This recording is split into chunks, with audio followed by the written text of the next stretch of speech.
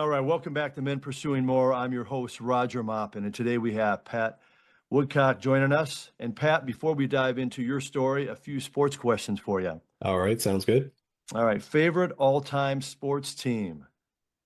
Oh, that's a tough one. You know what? I'm a football guy, but I think in terms of pure favorite as a fan, it was the Chicago Bulls for me as a kid growing up. Big Michael Jordan guy, and that they are the ones that kind of got me into liking sneakers and all that kind of stuff. So I was all over basketball when I was in high school. Well, that probably ties right into your favorite all-time athlete, I Yeah, assume. that's a pretty easy one. Yeah, again, Michael Jordan was the guy. That's the only poster I ever had in my wall as a kid. Even though I was a football guy, that was my guy for sure. All right, love it, MJ. And then one highlight playing professional football.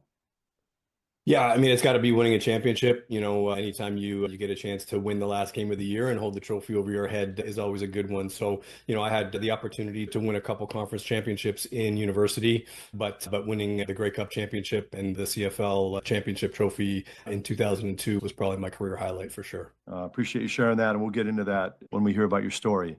Sounds good. So let's get right into your story and tell us about your experience growing up in Ottawa, Canada, and some of the highlights and successes along the way as a child. Yeah, I mean, I think I had, a great childhood growing up. I've both my parents, my parents were together. I have one sister, enjoyed a multitude of sports growing up. Started off playing soccer, added in football, played basketball, ran track in high school. As I got, later into high school, started to focus a little bit more on the things that I was really good at, and that was football and track. And so those are the two that I continued throughout high school. I had the opportunity to get down to a couple camps in the States at a couple universities to kind of get recruited.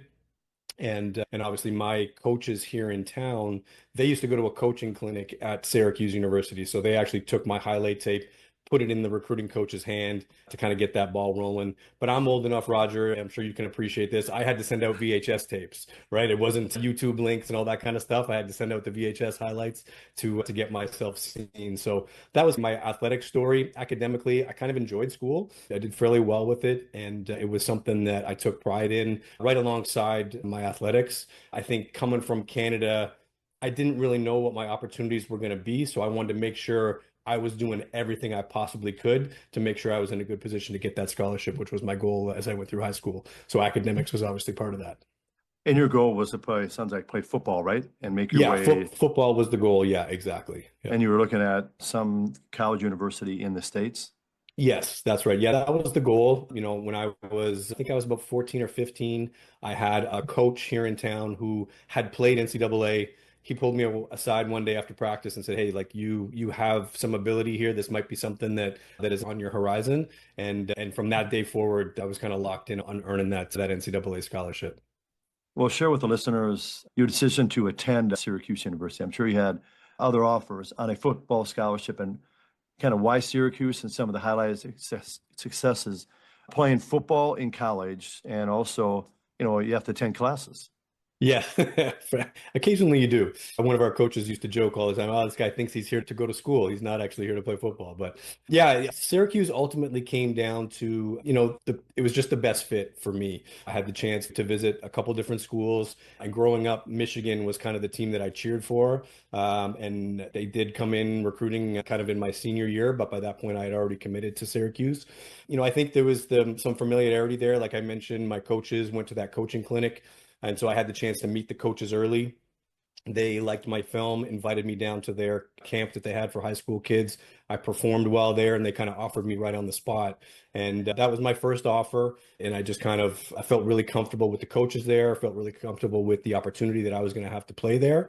And, it's always a good thing when it's only like 2.5, 3 hour drive from home, right? So the folks can come down and see the games. I can get home on weekends, and obviously I can stay in touch with the girlfriend that I was dating at the time, who is now my wife. So that worked out well. Everybody hear that? Hey, we were dating in college and being your wife. That's awesome. Yeah. Well, tell us about just your experience playing in college, playing for Syracuse. Some of the, there was highlights, but there was also maybe some challenges along the way too. And Yeah, absolutely. It was certainly eye-opening. Again, coming from Canada, the big fish in a little pond, and then you get there and in this locker is an All-American, and in this locker is an All-Conference guy, and two lockers down, that guy's going to go in the first round next month. So it was a little bit intimidating at first, and kind of just, going kind of wide-eyed, don't know what's going on, just put your head down and go to work.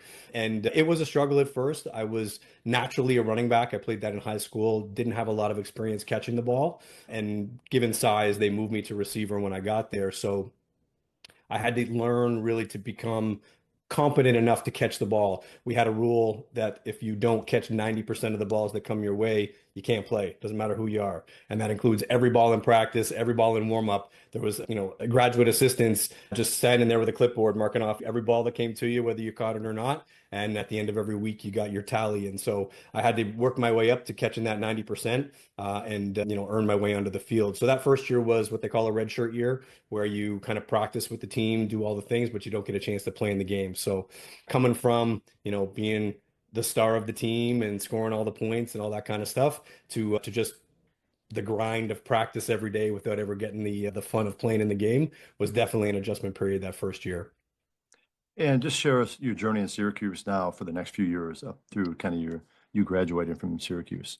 For sure. So worked my way through that first year. I worked my way into a position where I was able to get on the field in my second year. Played a little bit as a backup, played on some special teams. By my third year, I was a starting wide receiver and kick returner and led the team in receiving and just had started to have some success.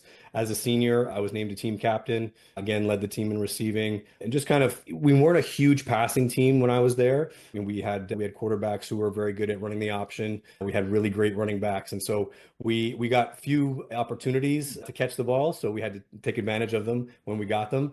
And by that senior year, I was able to really do that, really take advantage of every ball that kind of came my way. Finished my career in the top 10 in all time for Syracuse in a number of different receiving categories, and obviously had the opportunity to go on and be recruited and scouted with the opportunity to go pro after that.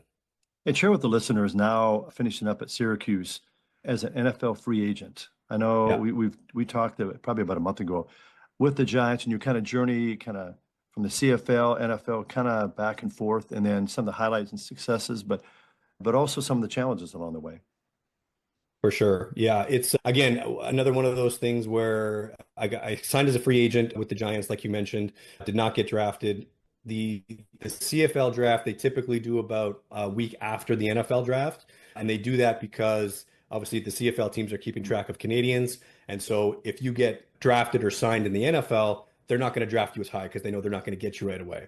So me signing with New York, I ended up getting drafted by Montreal in the second round in the CFL draft, but I went to the Giants right away. Had a really good rookie camp. I think I went into camp probably ranked 16 out of the 16 receivers in camp.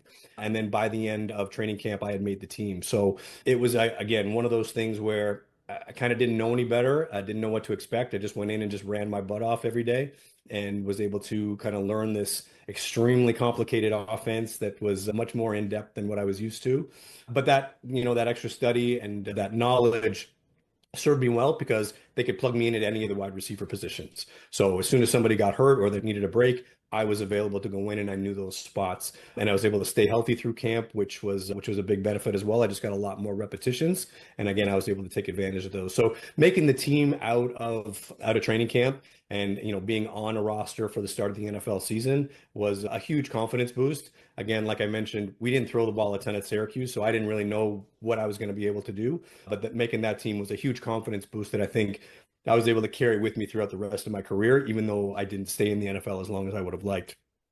So within the first few weeks, it was week 3 of the NFL season that I actually got released from the Giants. There was, injuries at other positions, and I was kind of the last man on the roster. So when they had to bring in other guys, I got released, and I ended up going up to Montreal, finishing that season in Montreal. And then just the way the contract was structured, I played the entire 2000. So that was 2001.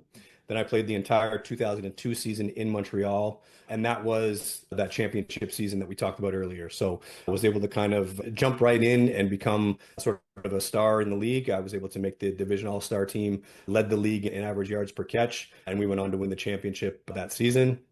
I was named the most outstanding Canadian player in the championship game. And I set, at the time, was a championship record for the longest touchdown reception in that game. So since been broken, but it was a nice record to have for a few years. Tell us about that record. What was that record? Yeah, it was the longest touchdown reception in the championship game. So I was a 99-yard touchdown, probably about a 40 or 45-yard pass in the air that I caught and then was just able to outrun everybody to the end zone the rest of the way. So someone eventually broke it. So it must have been Yeah, somebody got a 100. 100-yard touchdown in 2016, I want to say. I could be wrong on that, but somewhere around there. They Yeah. beat it by 1 yard. 1 yard. So then you spent Yeah, I time. was rewinding the film to make sure it was actually on the yard line that they said it was. Maybe we need to get that film back on and see, was that Yeah, actually 100 yeah. yards or Just not? double check. No, I think it's 98 yards. I think he still holds That's it. it. And then, so you spent some time in the CFL. Is that correct? I think you spent how Yeah, many so years? that after that 2002 season, I had the opportunity to go back to the NFL. So I signed with Washington. Obviously, they were then the Redskins. Spent the early part of 2003 and obviously through training camp with Washington. Got released at the end of training camp there, and then came back and played for an additional 7 years, 6, 7 years in the CFL. Well, and then you made your way back to after finishing up in Ottawa, or where did you end up after? Yeah, so I came back to Montreal, finished that season in Montreal, signed with Ottawa as a free agent, coming back to my hometown to play, which was always a dream of mine. And they had been without a team for a little while. They got a team back in 2002, so I was able to take advantage of that, come back and play at home in 2004 and 2005. Then the team folded again. And so in the dispersal draft from that, I ended up out in Edmonton for 2 years. And then I finished my career in Hamilton in 2008 for 1 year. And then after playing CFL ball, well, you're kind of advertising it right there, elite. Share with the Yes. listeners the why behind starting Elite Performance Academy and some Yeah. of maybe the challenges, but successes along the way in starting and maintaining that academy. For sure. So I actually went to school for business. I was a marketing major at Syracuse and kind of had the idea that if I couldn't play professional sports, maybe I would work in the marketing department and be a part of a team that way. But as I got through, the opportunity to play my career, played for 8 years professionally, which is pretty long for a football career. And so by the second half of that, I'm now the old guy in the locker room, right? And so it becomes that much more important to pay attention to your off-season training and your nutrition and your recovery and all those things, because every year those guys are getting younger that they're bringing in to try to replace you, right? And I really started taking more of an interest in that instead of just sort of doing what the coach tells me to do. I said, okay, well, why are we training this way this year when we did this last year? And why am I doing this recovery? And why am I changing my nutrition? And by the time I finished playing, I kind of had a bank of knowledge and obviously some experience. And I really wanted to kind of stay in that area and be able to share that knowledge with kind of the next generation of athletes that were coming up after me and have them learn it earlier than I did, right? Not wait until you're halfway through your pro career to start learning some of this stuff. So that was kind of the impetus behind starting Elite Performance Academy. I wanted to work with athletes. I wanted to help high schoolers get scholarships. I wanted to help college athletes turn pro. And obviously, I wanted to help the pro guys maximize their career and their opportunities. So along the way, obviously, when you run a gym, you can't fill the day with athletes. And so along the way, I got the chance to work with personal training clients, small groups, lots of different people from, 13 to 80, variety of different needs, weight loss, muscle gain, injury recovery. And it was just a great opportunity to work with a wide variety of people and learn how to be a coach, how I wanted to, kind of pass along my messages to people. And this was all set up in Ottawa, right? Where you Yes, currently that's right. live now? Yeah, literally about 10 minutes from my house. It's, open up the facility and lots of struggles like any business when you first open up. Lots of, work through the night and kind of become the guy where you're doing everything, right? I'm the marketer, I'm the coach, I'm the finance guy, I'm this, the CEO and everything in between. So there was a lot of a struggle for a little while, but as we were able to grow and bring some more people on board to help and really started to build our reputation in the city in terms of the results that our clients were seeing and the athletes that we were able to help go on and do great things. Awesome. Thanks for sharing that. Now, share with the listeners, you started Elite Man Method, I believe it is, and Yeah. why the start of this business. I believe it was in 2019, and some of the maybe successes and challenges along the way. For sure. Yeah. So as part of, like I mentioned, as part of running Elite Performance Academy, I was doing some personal training and some small group training. And I had a good group of kind of gentlemen that were like 40 plus. They would come in, kind of train together 5 or 6 at a time. Guys who, had kind of spent a lot of time building their career and had families. And kind of had pushed fitness and health to the back burner, right? And now they were, in their 40s and they were secure in their career and their kids were getting older, but they didn't feel good. They weren't healthy. And so they came to me and we started training and found I really enjoyed working with those guys. Obviously, we were close in age by that point. And I was starting to kind of understand some of the things that they were going through. And so as I have 4 kids myself. So as my kids started to get older and into activities and all those things, I really didn't want to spend, 10, 11 hours a day in the gym anymore. I wanted to be able to be at home a little bit more. And so what I wanted to do was start training online. And so being able to coach, it started with some of those gentlemen who were traveling for work and wanted to keep training while they were away. And so I developed a way to train them online so that they could keep up with their workouts even while they were traveling in hotels or whatever the case may be. It worked great. They continued to have great success. And so I really wanted to expand on that for anybody who was unable to come and work with me in person. Well, now we can still work together. I can get you your program. I can keep track of your nutrition. We meet once or twice a week to make sure that you're staying on track and I answer any questions that you have and basically be able to, take the program that I developed with those guys and with myself that was having great success and helping guys feel great, but be able to reach a much broader audience with it. Well, share with the listeners of men like myself, over 50, Yep. the 50 Yep. plus. I know you talked about like the 40 plus, but Yeah. and what should be some of the kind of first steps in regards to, I know you focus some on like your hormones, Yeah. getting those back on track, and just kind of like how to assist men. And you mentioned a little bit about this fitness, nutrition, and just overall health perspective. There's a number of listeners on here that are like 40 plus and they need to, they're going through these struggles like, you know, 100%. Yeah, it's a tricky thing as we get older, and you mentioned the hormones, and obviously those things tend to start to decrease as we get older naturally. But for the most part, we accelerate that decrease with lifestyle, right? We start moving less.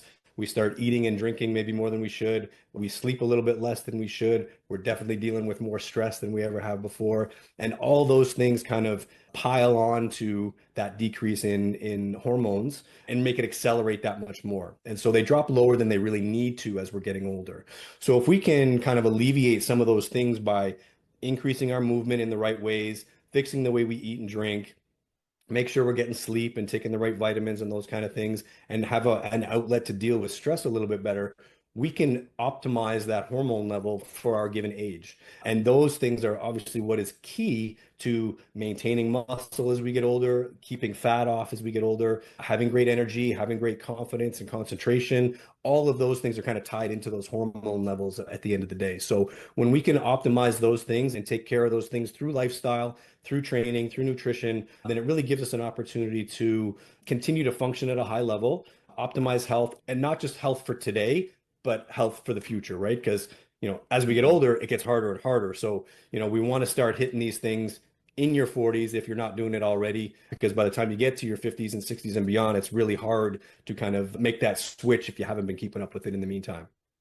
so when you have men from a distance, how might that work with men? Because just, are you watching them go through a workout? Are you showing them a workout? Are you talking just through kind of hormones, nutrition? I mean, just Yeah. give us kind of an understanding of that. Yeah, so we go through a pretty in-depth consultation where I kind of get a full idea of where they're at right now, where we're trying to get to, what their daily routine looks like, obviously any health issues or anything that they may already be dealing with.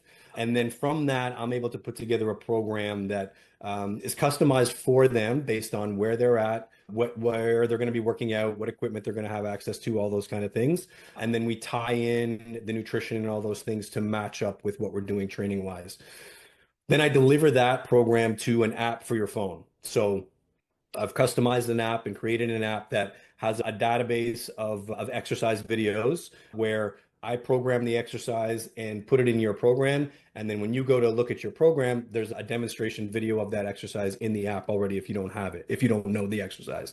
So basically, we kind of learn the program together initially. Then you go to the gym, you do your workouts, you track everything and load it into the app. And then every week we touch base once or twice to make sure you're on track, answer any questions that you have, make any adjustments that we need to make sure that we're getting the results that we want to get. We track the nutrition in there as well, customize your fat goals, your protein goals, your carbohydrate goals, and your overall calories. And you can track your foods and everything right there in the app so that everything is kind of tied in together and I can see all your information all in one spot. And then, yeah, like I said, we touch on lifestyle factors. So dealing with stress, making sure we're getting enough sleep, making sure we're hydrating. We talk about vitamins and supplements. In terms of overall health, I don't really deal a lot in quote unquote performance supplements. So, pre-workouts and those kind of things. We're more dealing with the vitamins that we want to take, the minerals that we need to have to optimize health and make sure the body's functioning at a high level.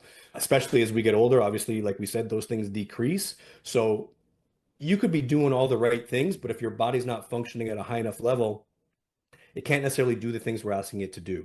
So by making sure, for example, vitamin D levels are optimal, zinc levels, magnesium, all those things, then the body has what it needs to burn the fat like we're asking it to build the muscle like we're asking it to, and kind of optimizing overall health so that, we get the result that we want, but we're also able to, like I said, have that longevity leading into the future.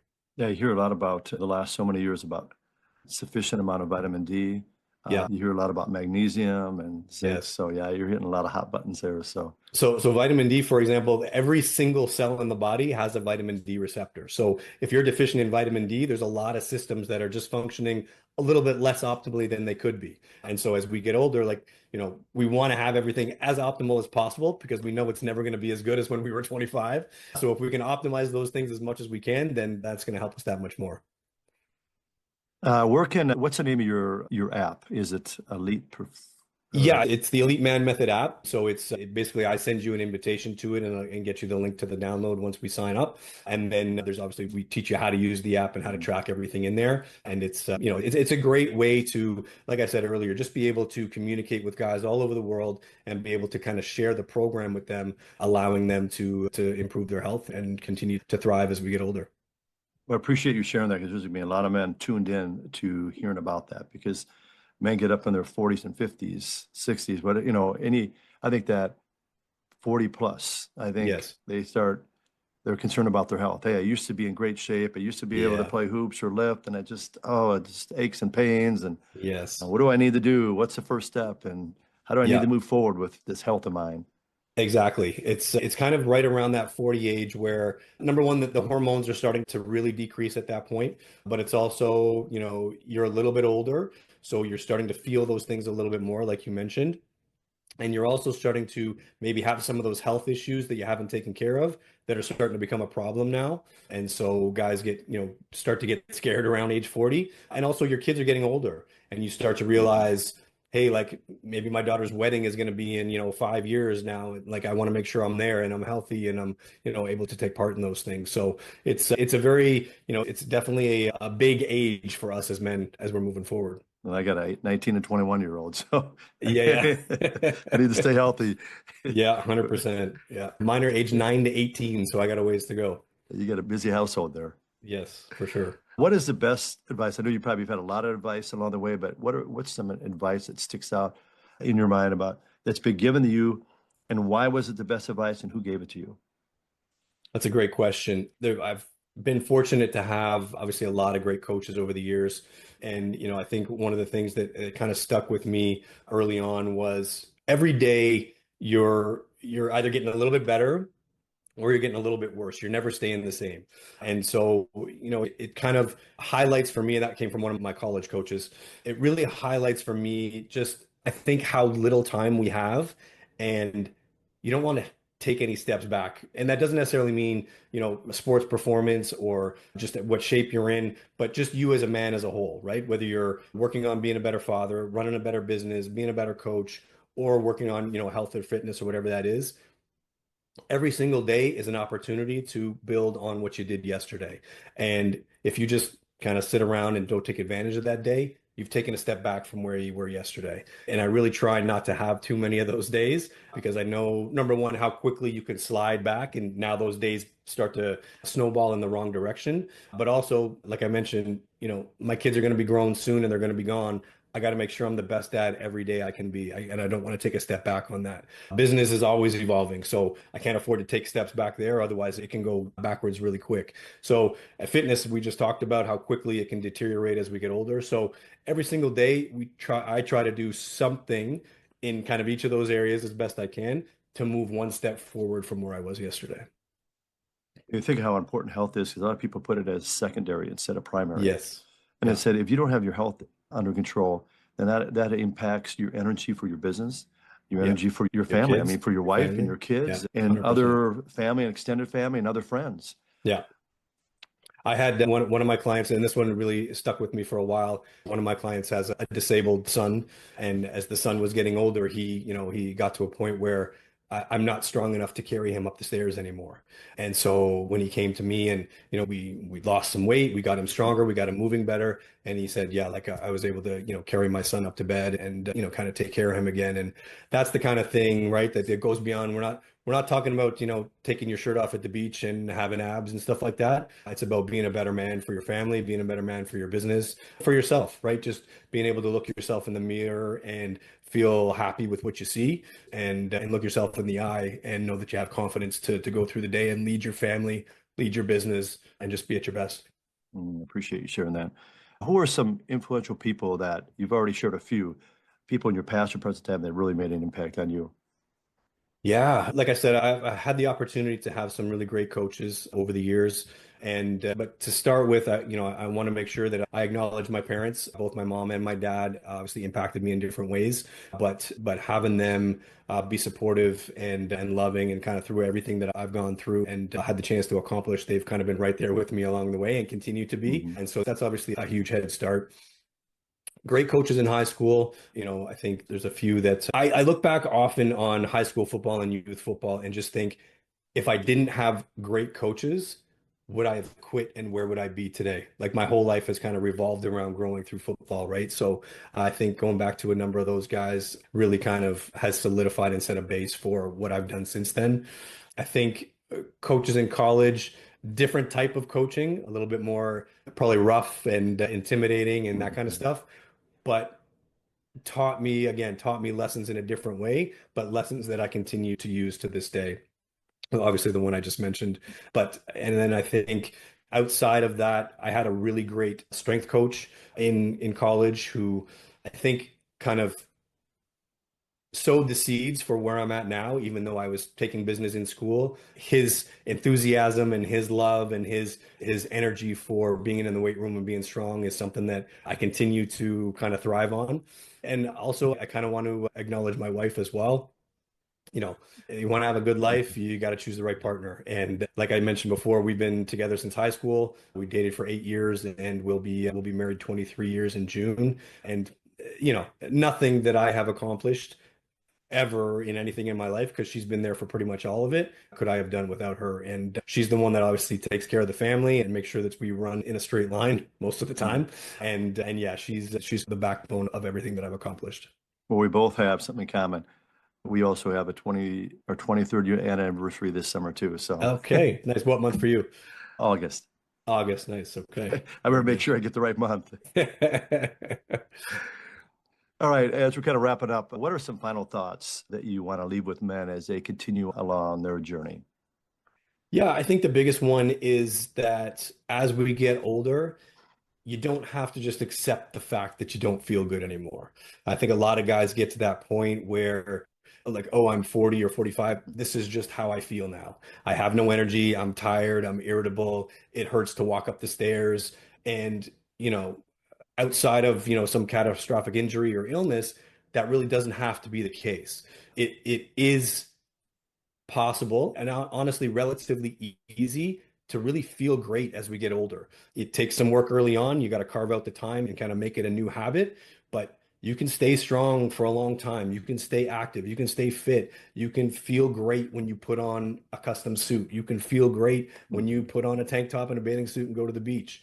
Those things are not over just because you've hit age 40. And I think, I want guys to understand that they don't have to just accept kind of where they're at right now. You can always feel better, look better, move better, and give yourself a better life today and for the future to make sure that you're there to enjoy all the things that you're working for now, right? The worst thing is, guys spend their whole life working and making all this money and building a family and a business and all that kind of stuff. And then they get to a point to enjoy it and they're not healthy enough to enjoy it anymore. What a shame, what a waste, right? So if you can add in the health and the fitness and the energy and all those things along the way of your building, you just enjoy everything that much more. Pat, thank you so much for your willingness to share your story. And where can the listeners find you and follow your story? Yeah, in terms of social media, I'm pretty active on almost everything. On Instagram, I'm at Elite Coach. And on LinkedIn and Facebook, it's just my name, Pat Woodcock. And then my website is theelitemanmethod.com, all one word. All right, that's a wrap with Pat Woodcock. And I want to thank you for being part of Men Pursuing More podcast. Roger, I appreciate it. Thanks very much.